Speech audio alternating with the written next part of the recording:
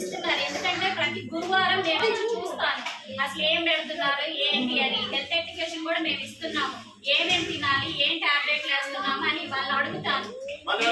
మీకు ఇళ్లలో చెప్తారో లేదో మాకైతే తెలియదు, వాళ్ళని అడగండి. వాళ్ళతో కమ్యూనికేషన్ మాకు బాగానే ఉంది, బాగా మాట్లాడతారు, పిల్లలందరూ యాక్టివే. కాకపోతే తల్లిదండ్రులుగా మీ యాక్షన్ ఉండాలి. మీరు కూడా శ్రద్ధ వహించండి. అమ్మ చదువుకోండి. చెడు వ్యసనాలు ఇప్పుడు చాలా మంది అలవాటు పడిపోతున్నారు చిన్న వయసు నుంచే. చాలా మంది ఆటలని, ఫ్రెండ్స్ అని, అటు ఇటు తిరగటం, టీవీ చూడటం, ఇవన్నీ చేస్తున్నారు.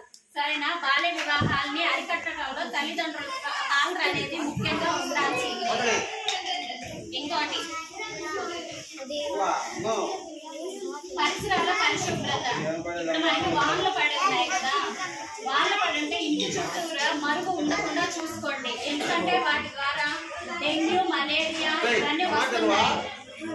అర్థమైందా? వాటన్నిటి నుంచి దూరం అవ్వాలి అంటే ఇంటి చుట్టూ ముఖ్యంగా మరుగు ఉండకూడదు. దానివల్ల ఏంటి, దోమ తయారవుతుంది. దోమ తయారయ్యి అవి లాగా వస్తుంది. అవే ఇంకా మిమ్మల్ని కుట్టిని అంటే ఖచ్చితంగా ఇప్పుడు టైఫాయిడ్, డెంగ్యూ వచ్చే ఛాన్స్ ఉంది. సరేనా? దీనికి తోడు ఇప్పుడు కొత్త వ్యాధి మొదలవుతుంది. ఏంటది ఏమైనా చెప్తారా? Scrub typhus. అది ఏంటి అసలు మనకి తెలియదు, అదేంటో కూడా తెలియదు. ఆ పురుగుని ఎవరు చూడలేదు. కాకపోతే కరోనా వచ్చి ఇప్పుడు 3 years 4 years 4 సంవత్సరాలు అయిపోయింది. మళ్ళీ ఇప్పుడు కొత్తది అలాంటిదే. మనం చెప్పలేము ఎప్పుడు పుట్టిద్దో ఎక్కడ ఉండిద్దో కూడా తెలియదు. కాకపోతే ఈ గ్రామంలో వాళ్ళు ఎక్కువగా ఫీల్డ్ లో ఉంటున్నారు, అంటే బయట పనులకు వెళ్తున్నారు కదా, ఎక్కువగా పొలం పనులకు వెళ్తున్నారు. అందువల్ల నేను ఇది చెప్తున్నాను. మీరు వెళ్ళినప్పుడు పొలం పని చేసేటప్పుడు కూడా ఆ పురుగు చిన్నగా ఉంటది. సరేనా? నల్లగా ఉంటది, దాని మీద డాట్స్ ఉంటాయి. అవి ఒకటి గమనించుకోండి. ఆ పుట్టినప్పుడు కూడా మనకి తెలియదు. సరేనా? పుట్టిన తర్వాత ఒక 3 రోజులకో 2 రోజులకో జ్వరం వస్తుంది ఖచ్చితంగా. జ్వరం వచ్చి ఇక్కడ లింఫ్ నోడ్స్ అని ఉంటాయి, గ్రంథులు, ఇవన్నీ వాస్తాయి అన్నమాట. ఇవి వాసి గొంతులో ఇన్ఫెక్షన్ ఏమన్నా వచ్చినా, జ్వరము 3 రోజుల కన్నా తగ్గకుండా ఉన్నా, లేదు మీకు ఒంటి మీద ఎక్కడన్నా మచ్చలు ఏర్పడతాయి. ఆ మచ్చలు ఏమన్నా వచ్చినా, అంటే ఏదో పుట్టినప్పుడు దద్దురు వస్తుంది కదా, అలా దద్దుర్లు ఏమన్నా వచ్చినా ఇవన్నీ లక్షణాలు అన్నమాట. ఇవి మనం 1-2-3 రోజులకే జ్వరం తగ్గలేదు, వెళ్ళి చూపించుకున్నాము, వైరల్ ఏలే అని చెప్పేస్తారు. కానీ అది నిజం కాదు. ఎందుకంటే ఒంటి మీద ఎక్కడన్నా మచ్చ ఉందా లేదా చూసుకోండి. ముఖ్యంగా ఆ మచ్చ వచ్చేది ఇక్కడ చెస్ట్ రీజియన్, అంటే రొమ్ము ప్రాంతంలో వస్తుంది. సరేనా? అలాగనే యాక్సిల్ చెమటల్లో, సరేనా?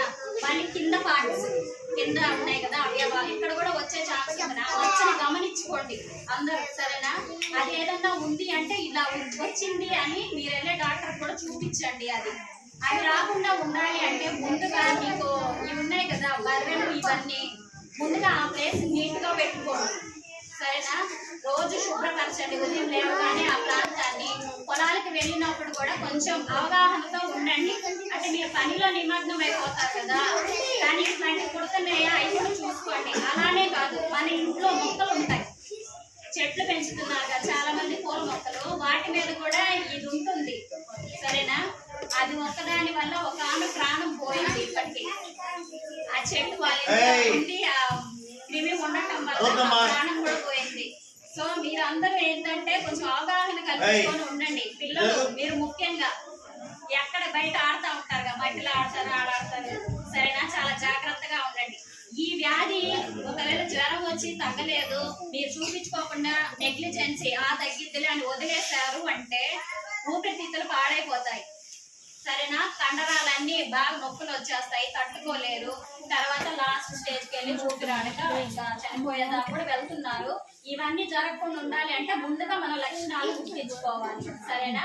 జ్వరము, చలి, కండరాల నొప్పులు, గొంతు ఇన్ఫెక్షన్ ఇవన్నీ ఏమైనా ఉన్నాయి అంటే ముందుగా హాస్పిటల్లో చూపించుకోండి. చూపించుకునేటప్పుడే ఏమైనా మచ్చలు ఉన్నాయో అది కూడా చూసుకోండి. సరేనా?